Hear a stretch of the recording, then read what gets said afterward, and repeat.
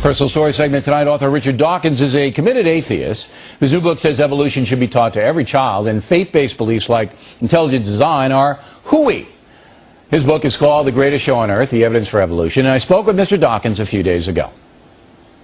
Now, when we last left you, Mr. Dawkins, you were selling your book, The God Delusion, big bestseller, based on atheism is good, and those of us who believe are kind of sappy.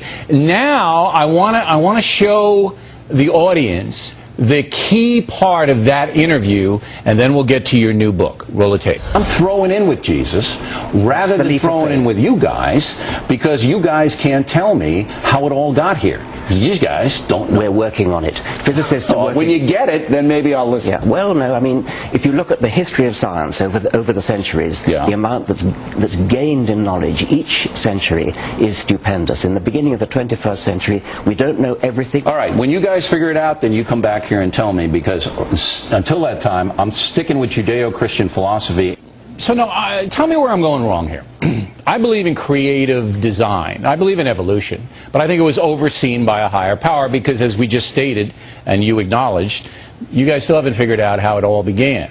There's a great deal that science hasn't worked out, and we don't know how it all began. But it's a most extraordinary piece of warped logic to say that because science can't answer a particular question, you're going to throw in your lot with Jesus, and there's no evidence that he did it either. You'll never get any evidence for any of them. Throw in your lot with science, which at least is working on the problem. Well, here's the problem that I have with throwing him in a lot with science. Science doesn't advance the human condition in any moralistic way, and Jesus did. See, my thesis is that if everybody followed the teachings of Jesus Christ, that we'd have peace on earth, love your brother, everybody'd love one another, and we'd almost be an idyllic civilization.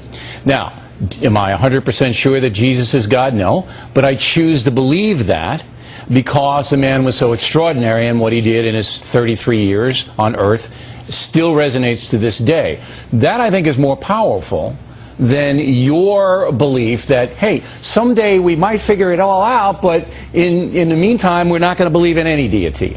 Why would you muddle up the question of giving you a moral compass for life, which is important, with the other question, which is explaining the nature of the world, the nature of life, the nature of the universe? That's what science is about. Okay, and I understand that, but I don't think that my belief system contradicts science. And I do believe that there is a higher power, and in my life, I can point to it, I see it. But what disturbs me about you guys, and I'm putting you into this category perhaps unjustly, is that you seem to look down on believers. Well, there is a problem when you guys, if I could turn it back on you, try to say that because you believe what you do, because of a holy book and because of the way you've been brought up, therefore that entitles you to go into science classes and tell teachers what they can or cannot teach. You may think that God oversaw evolution, and that's a point of view that you could probably defend, but leave it out of the science class. It's not fair to leave it out of the science class if the science class is incomplete.